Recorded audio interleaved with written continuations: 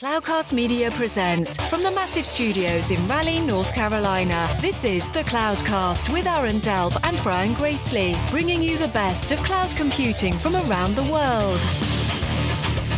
Good morning, good evening, wherever you are, and welcome back to the Cloudcast. We are coming to you live from the massive Cloudcast studios here in Raleigh, North Carolina. Hope everybody is doing well as we move into the sort of middle part of August 2024.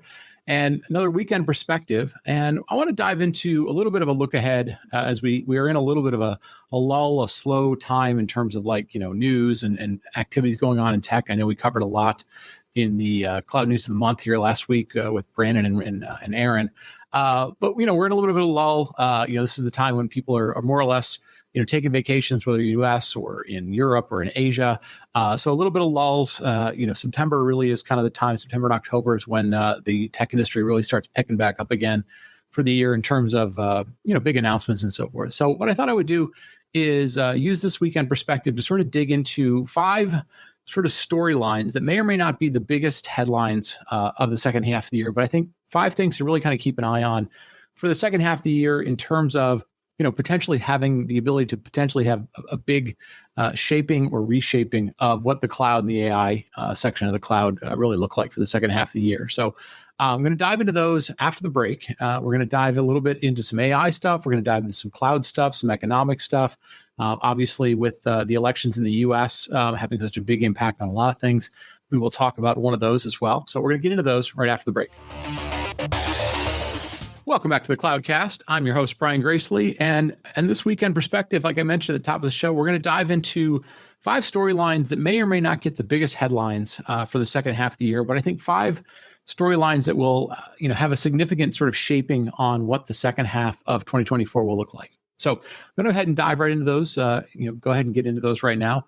First on the list is, they're starting to see, and we've been talking about this somewhat this year, but interesting article in Business Insider this past week, a number of VCs are starting to wonder about their role. And, as we talked about a lot on the show, venture capital is, a huge driver of, kind of innovation, not the innovation itself, but kind of fueling the innovation once ideas get started, companies get started, and so forth. And we're starting to see a lot of VCs over the last year or so who really kind of doubled down on AI. Obviously, we had the pandemic.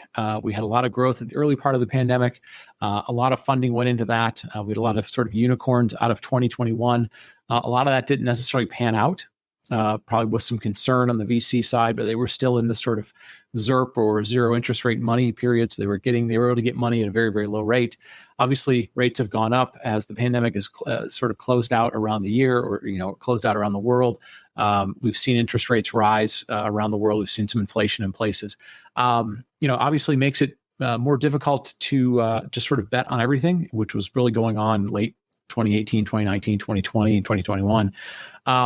But AI came along and kind of gave venture capital a reprieve in terms of, here's the next big thing to bet on. And we saw tons and tons of money flow into that. And what we really haven't seen is a lot of exits, a lot of validation of some of that money going into it. And obviously we've seen, as I mentioned a couple of weeks ago on the show, a lot of concern from VC across the board in terms of, are they going to have the opportunity, especially in the AI space, to really compete against, a lot of folks are calling it sort of little tech these days, which I think is sort of a funny name, but, sort of startups being able to compete against some of the really big players in the cloud space, especially those that, have huge billion to billion, multi-billion dollar, tens of billion, hundreds of $billion investments in that space. So, we're starting to see a lot of concern on the VC side, mostly for themselves. But, we will be interesting to sort of watch, do we start to see some signaling in terms of VC either not being able to raise funding or starting to pull back from being as aggressive as they've been over the last couple of years. I think the numbers out of that Business Insider article that I saw was only about half of the funding that they had generated or put into the system this year versus last year. So something to kind of keep an eye on as we always try and follow the money around the industry. The second thing that sort of follows along with that is, whether or not we start to see, some change in the landscape as far as kind of the exits for companies, for especially in this case, AI related companies. So we're seeing this interesting phenomenon going on, and we mentioned it in the Cloud News of the Week. Brandon talked about it a little bit. I think we've mentioned a little bit on shows, but we're starting to see it a little bit more. In the past, you would have, companies, startup companies would go out into the world, take VC funding. In some cases, they were successful and they could take their company public through an IPO. In many cases, they would struggle, to maybe necessarily reach sort of escape velocity or IPO level growth on their own, and oftentimes would get acquired by a larger company, right? And what we're seeing, at least in the U.S. In particular, obviously the U.S. being the largest market in terms of VC and so forth, and this is the second item on the list, the second story to sort of watch, is we've seen from from the Biden administration in particular, kind of a push from what's called the FTC, the Federal Trade Commission that looks at when acquisitions happen, kind of a big push on not allowing the largest companies to make acquisitions that continue to increase their strength in the marketplace, right? Trying to prevent sort of antitrust like pushback on acquisitions. And so one of the things that we've seen, and we mentioned it again on the Cloud News of the Week this last couple weeks ago, or this week or so ago, we've seen a number of companies who were kind of visible, prominent early startups, very AI startups, very visible, founding team, former members of OpenAI or former members of Google Brain or Google, Google Mind and so forth, that had gone off and started companies. And we've seen them not really get acquired per se by Amazon or Meta or by OpenAI or Google or others, but we've seen them sort of get acqui-hired, if you will, and sort of weird acqui-hires that feel like they're trying to avoid being formal acquisitions, and are these sort of the people all go work for something, and there's some interesting kind of things that are taken care of on the back end in terms of making sure that the investors aren't completely wiped out. And it feels like they're trying to sort of sidestep what would be the normal acquisition process in order to avoid concerns about, antitrust, regulation or antitrust pushback from the DOJ or the FTC in the United States of allowing those types of acquisitions to happen. So it will be very interesting, as the election evolves into September, October, November.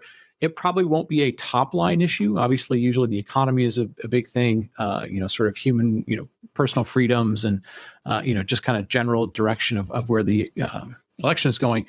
But it does feel like it will be interesting to see whether, whichever new administration comes into play, because it will be a new administration, whether it's Democrat or Republican, how they signal that their DOJ and their FTC is going to look at business, and whether or not they're going to allow, more and more acquisitions to happen, especially in the tech space, or whether or not they're going to continue to be sort of hardline and we see, kind of alternative ways of exit velocity for startups happening. And so I put those two together in terms of, whether VC capital will continue to flow into this space, and whether there will be, sort of new rules written or the same rules in play in terms of, can those companies that are VC funded get acquired by some of the larger companies? And again, they don't all have to be acquired by an Amazon or Google or Facebook or whatever, but will they allow sort of any acquisitions, and especially in the tech space, of larger size to happen? And obviously we've seen some, but it'll be interesting to see if that becomes an issue, as we get closer to the election, whether, tech tries to sort of throw their weight around, or whether or not they say, look, this is not the right time. We're going to wait out 2024 and get into 2025 and try and, influence policy and influence direction that way. So that's sort of the second one. I think that goes pretty closely with the first one. The third one I've got on my list, and we'll get to the AI ones first, and then we'll kind of get into the non-AI ones. Third one I have on my list is kind of a curiosity. We saw a lot of interesting things demonstrated, or at least promised, in the first half of the year, whether it was, new stuff from OpenAI, all sorts of interesting things that were sort of promised, with one of the latest versions of ChatGPT in terms of multimodal and language and vision and all sorts of things. We've seen various things, kind of promised through things like Google Gemini. We've seen IBM announce some things that are waiting to go GA. We've seen this from a lot. We've heard some rumors of Amazon working on some projects internally. But it'll be very interesting to see in the second half of the year and how late into the second half of the year some of those things start to become reality, and people actually can start using them, because it does feel like a lot of things were kind of pre-announced, pre-launched. And I only bring this up because for a little period of time there, we went from the tech industry doing what they've done for many, many years, which is sort of pre-announce things, show you a demonstration of something, and then it was a good long period of time before those things were available, right? Sometimes it was 6 months, sometimes it's a year. But anytime you were going to have your big trade show, you always wanted to demonstrate something. And what we were seeing, at least in the early days of some of the AI stuff, generative AI stuff, was so much of it was, we're going to show it to you and you can get your hands on it like immediately. And that was really, really exciting because it allowed people to get excited about something, see the possibilities of something. And then, over a weekend, we were seeing all this sort of interesting ideas, interesting innovation, new things starting to pop up and so forth. And it does feel a little bit, and this is, something to kind of keep an eye on. It does feel a little bit like AI and the possibilities of what's coming with AI is slipping a little bit into kind of the traditional way that technology gets released, which is like released with a big bang, released with a really compelling demonstration, and then some long period of time before that's actually available to people. It's, it's sort of, they did everything they could to make the demo for the keynote really cool, but that technology wasn't really available. It wasn't really ready for prime time. It wasn't ready to scale. It wasn't ready for even a beta or whatever it might be. So it's going to be interesting to keep an eye on. Apple had a lot of interesting announcements. Will those come out towards the end of the year when they usually try and ship new phones? When does all the cool OpenAI stuff sort of happen? When do some of the new Gemini features come out? Does Amazon have anything up their sleeve that'll be readily available around the time of reInvent, which is usually after Thanksgiving and so forth? It's going to be very interesting to see what the second half of the year looks like in terms of, are we still waiting for a lot of this interesting capabilities, or does the second half of the year kind of produce the actual availability in the public domain at scale for people to start really kind of expanding what you can do with AI and generative AI? So that's number 3. The fourth one I've got on my list sort of drifts back into the sort of cloud space, and we covered this briefly on the Cloud News of the Week for kind of the Q2 earnings for all the cloud providers. And the Q2 earnings were fine. Google, I think Google was probably up. They were up like 29%. Microsoft was up 31%, although apparently they were slightly short of their numbers. Google, I think, reached $10 billion for the first time. And then AWS was up 19%. And what was interesting to me about those was not that, they made their numbers or slightly missed their numbers or whatever those are sort of always forecast nuances. But what I was kind of interested in was there's a lot of money, and they won't break this stuff out necessarily, I guess, unless you're a really, in-depth analyst that has access to, better access to the numbers than most of us get in a public domain. But we know there's a lot of money that's being spent by the cloud providers on sort of their pet projects, right? And I don't mean that like, Google is buying GPUs to be able to enhance their, search generated answers that are, Gen AI driven for Google search. I mean, like when Amazon invests $4 billion in Anthropic, and that money has to then be spent on AWS, or Google puts more money into OpenAI, or one of the other sort of acqui-hires that they've put in.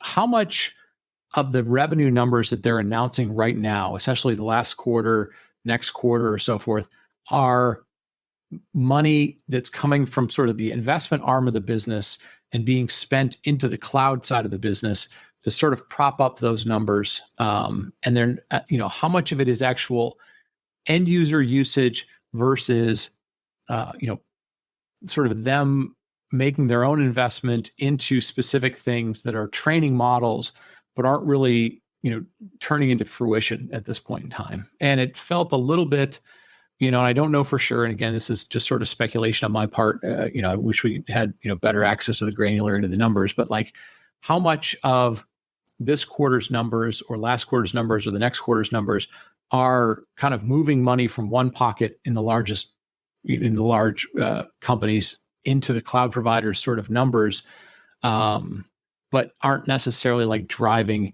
end user business per se, right? So how much of like that $4 billion that AWS is putting into Anthropic is turning into Anthropic, making revenue numbers that are, whether they're profitable or not, they're driving revenue numbers. So I think that's going to be a really interesting thing to watch as to, how much of the cloud providers' growth numbers over the last quarter, this quarter, next quarter, and so forth are driven by, them pumping money into sort of AI model building versus them seeing that model building turn into something that is revenue generating at an end user or at a customer level. So I think that's sort of my number 4. We'll see a little more of that over the next couple of quarters.